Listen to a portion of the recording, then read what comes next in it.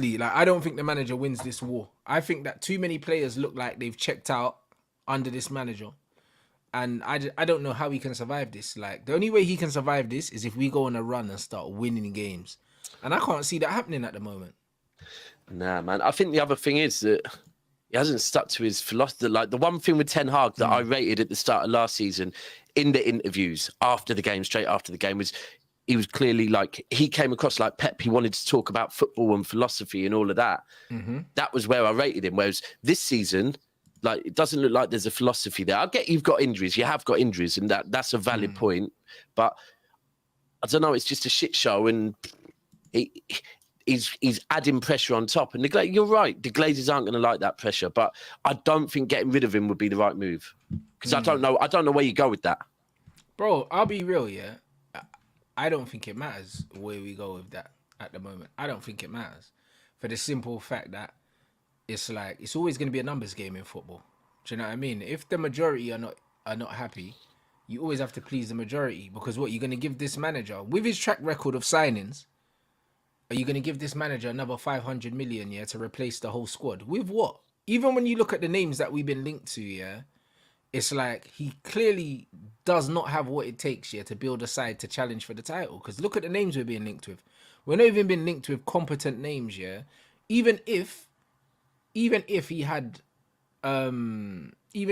like a blank checkbook, we're getting linked with some dead ballers, bro. Yes. You know what I mean? Do you know what I mean? So it's like, even if he gave him what he wants, the teams that of the players that he wants doesn't challenge.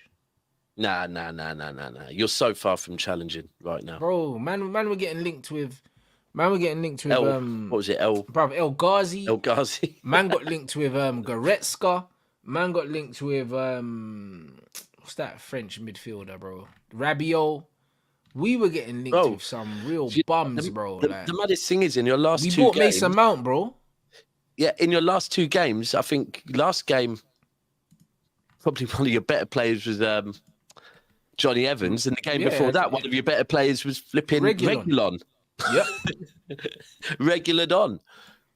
Bruv, Reggie, bro, he's been balling out, bro. He's been showing us what we've missed with Luke Shaw for so long. Do you know what I mean? And this is exactly what I'm trying to say, bro. Like, the guys that we've been linked with, yeah. The guys that we've been linked with are not good players, bro. So, like, why would I trust this manager with more so you're money? fully Ten Hag out then, yeah? Oh, fully, bro. Fully. Okay. Fully. Just mostly because of the players that he's brought in and the players we've been linked with, bro. It shows me that he's well in above his head. Do you know what I mean? Yeah. Well in over his head, bro. Do you know what? I've said this a bit as well. I've said that this season, with, again, the way he's acting in interviews, that I get Ajax are a big club, but they're not Man United size, yeah? And I feel like the pressure of managing a club of this size at the moment, and the English media as well, that he just don't know how to deal with it. And I do agree with you on that. I feel like at the moment he's showing he's out of his depth. Yeah, 100%. Because the thing is, as much as Ajax are a big club on paper, yeah, it's like you can get away with signing duds at Ajax, yeah, and they'll look good because the league's not good. Do you know what I'm saying? You can't get rid of signing duds at Man United. Like, you can't get over it, bro. Because the thing is, at Man United, yeah, even when you look at Salek Ferguson, for instance, we laugh about the dead players that he signed. Do you know what I'm saying? We laugh about them. But when we signed them duds, we were able to move on from them, within a season, because we still had a core of established top players. So we can laugh at the Jemba Jembas, and we can laugh at the David Bellions of this world and the Obertans and stuff. We can laugh at that because more often than not, when he was bringing in big money players, they performed. Yeah. Do you know what I mean? Like, apart from Juan Varane, like under Salek Ferguson, you do well to find a big money flop at Manchester United, bro. And even Varane, you could argue he didn't really flop. He just didn't hit the heights that we knew he could hit. But when we spent big money, most of the time, we got our money's worth with these players. Like, do you know what I mean? Like, and bro, like 75 million for Anthony, 65 million for Mason Mount.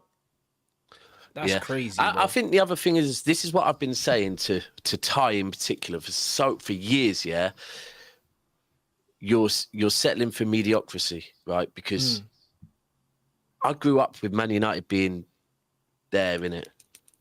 Like the wingers that they had. And when he'd talk about like Jesse Lingard and try and hype up Martial even, I'm like, oh, you're settling for mediocrity. I'm talking about Kanchelskis, Giggs on the pitch. Wingers like that, not the ones you're talking about now, Anthony and, you know, Lingard. And this last 10 years... Ghazi, bro. The fact that we even got linked with that's him. just a different level. Yeah, but this is the thing. And again, Ten Hag's not helping it by treating players like this. Because if I'm a young up-and-coming player from another country, yeah, and I see the way Ten Hag's treating Sancho, am I going to go, I want to go Man United? Yeah. I'm not going to want to go there. I'm going to think, oh, you know what? This is how he manages people. Now, I'm not too keen on this. So all this stuff he's doing, I still stick by it. Philosophy-wise, I think Ten Hag is the right manager. But yeah, but he hasn't seen. We haven't seen his philosophy. We haven't seen his philosophy at Man United, though. Yeah. This is why I feel like I got cheated, bro. Because when I saw the football that he was playing at Ajax and I saw him speak, yeah, I thought I was going to get a manager similar to Guardiola in the sense that he was rigid with his philosophy. He had a way of playing. He was going to bring in players the profile to play a certain way, and he has not done that. He's ventured so far away from what I thought he was going to do, yeah, that again shows me that the job's too big for him. The job's too big for him. Because if you look at someone like Postecoglou, yeah, obviously Tottenham aren't as big as Manchester United, but he came into Tottenham saying, you're getting me, bruv. Like, I'm doing things the way I always do them. I'm not adapting to the club. The club's going to adapt to me. But then I hear Ten Hag say, oh, yeah, we studied the Manchester United way and we did this. Bro, there's nothing to study, bruv. Yeah. Do you know what I mean? We brought you in to be yourself. And that's the thing with Postecoglou. Yesterday he showed it, yeah, that he went to Arsenal and he played his style of football and he got a result. If he would have gone there and reverted back to playing, you know, low block football, it would have, and it was a risk yesterday doing that, by the way, but it worked. And now the fans are backing him even more. Last season, Ten Hag reverted back to playing a certain style of football and he got a trophy. It worked short term. And if you look at Pep's first season at City, he stuck to it. Yeah. He stuck to his philosophy. We won nothing first season, right? But he stuck to his philosophy, brought in the right goalkeeper, couple of players just to be able to play out from the back. Next season, 100 points, boom, it works. And now with Ten Hag, it's like, what does he do now? Because he's already said, now I'm going to change. I'm not going to stick to my philosophy. And now it's like, well, we don't know anymore. You've got a goalkeeper that is perfect for your philosophy, but then you brought in other players that don't suit your philosophy. So now Onana's looking stinky as hell because he hasn't got players around him that know how to play out from the back. Yeah, but this is crazy. But even when you look at it, and this is how I know the manager bottled it, yeah, because first season, yeah, the manager, like, bro, like he paid over the odds for an Anthony. Do you know what I mean? Yeah. But he was adamant he wanted Anthony. If you're adamant you want Anthony, yeah, then you do not play transition football. You want to play possession football because Anthony is very much a possession player. Very much so. Like, he doesn't take a lot of risks. He doesn't lose the ball a lot. Apart from the spins. Do you know what I'm saying? A bit like, risky. he's very much a possession-based player. Like, do you know what I mean? So why would you want to play quick transition football with a player like Anthony that doesn't run in behind? Yeah. Do you know what I mean? Yeah, it doesn't make no sense. And he was your marquee signing. He was your big money signing. And then you've brought in a goalkeeper to play out from the back, but then decided that we're going to play quick transition football with attackers that don't suit that style of play.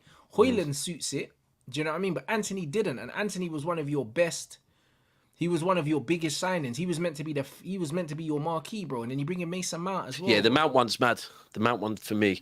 The amount he paid for Mount, and in hindsight, looking at what your budget looked like this summer, to spend that much on Mount is like, I don't get that.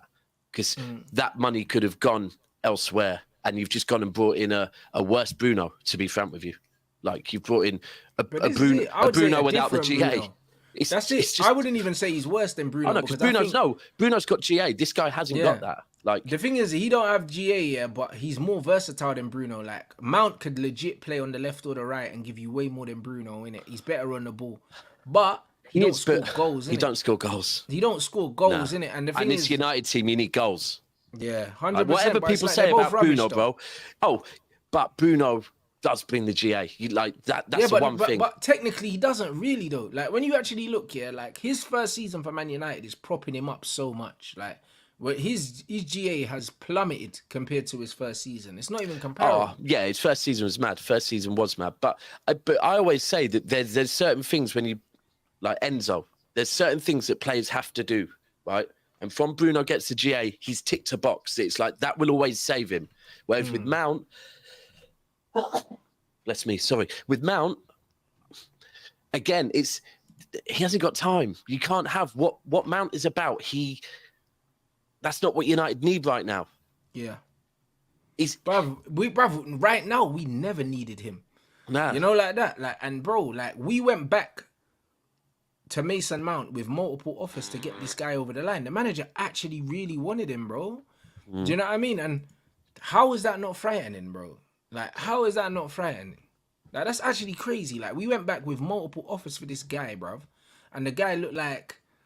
The bro was bare happy to see him. It's like, how can you be happy to see Mason Mount, bro? Chelsea fans, the guy came through at Chelsea and they didn't even want him like that, bro. They weren't even prepared to fight for him to stay. Yeah. I must admit, I thought he was going to land better than have. I said on both of them, you know what? Let's see the managers, what their plans are with them. But, yeah, I don't know with Mount. It's another one. I'll be honest, Rants. I'm just here. I'm here for it. I'm here for it. The downfall of Man United is beautiful, bro. It's beautiful. Nah, it is. Of course, you guys are gonna love it. Do you know what I mean? And then on the flip side, City are just silently just skating away with the Premier League title. You know, like that. It's one of them ones where you beat Arsenal in the next game, bruv. And bruv, I can't lie.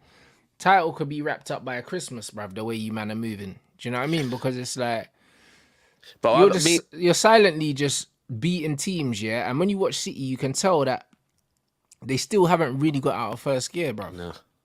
The thing is, I was saying to Steve the other day, yeah, we're gonna keep our feet on Arsenal's necks till Christmas, take their soul by Christmas, and if Liverpool is still knocking about trying it, well, then we'll deal with them. But Arsenal are not it this season neither. 4 points dropped. 4 points dropped at the fortress already.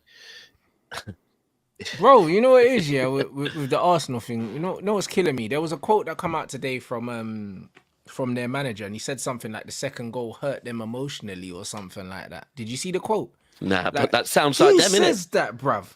Like, who says that? Man said emotionally, like, bruv, what?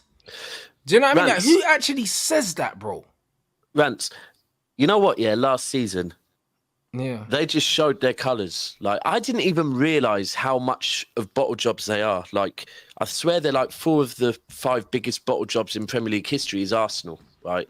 Yeah, it is. And then last season, they got Zinchenko, they got Jesus from us, who I rate both of them, yeah. But from those two were the two leading the speeches and the huddles and everything. And I'm like, but they're not even the mentality guys from our club. You've just gone and got them, and they're leading it. And when you saw Zinchenko crying on that bench when they fucked up, it's like, yeah, we know what you're about. And even in the summer, you look at the players they've bought, then you look at the players we've bought, yeah, the mentality. They got Rice, which I salute them for that. Rice and the mentality, yeah. But we've gone and brought in Vardio, who's just a mentality monster. You can look at him and know what he's about. Yeah, right? he's a no one's talking about Vardio at the moment, yeah, by the way. But my man, second half against Forest at the weekend when we were down to 10 men, machine. No one speaks on it because it's just, that's how it should be. Kovacic has come in, landed. Doku come in, balling out the place. Even Nunes, like, gets what he has to do. And Arsenal are just here, bro. This is how I describe Arsenal. They're just a loud adolescent teenager, yeah, whose balls have not dropped. Like, they've got nothing in them. No, nothing. How are they talking about hurt them? And but then the funniest thing is their fans are the ones that want to tell me every game last season, yeah, you ain't getting nothing here, telling me they were going to come to the Emirates and to the Etihad and do anything. Now they're saying when we go there, they're celebrating that Rodri's not there. I want to go there without Rodri and KDB and just show them, like, yeah. Just and I want Rice. I want their whole lot back as well, full team. No, 100%, bro. I think they're saying, oh yeah, like, City don't have Rodri, bro. Neither did Tottenham, and Tottenham dealt with them. Bro. You know, like that, like, bro. Exactly. City are gonna do a number on them. I can't even lie. Arsenal are fragile, bro. The fact that your manager's saying the second goal affected the team emotionally, bro. There's no emotions, bro. It's business.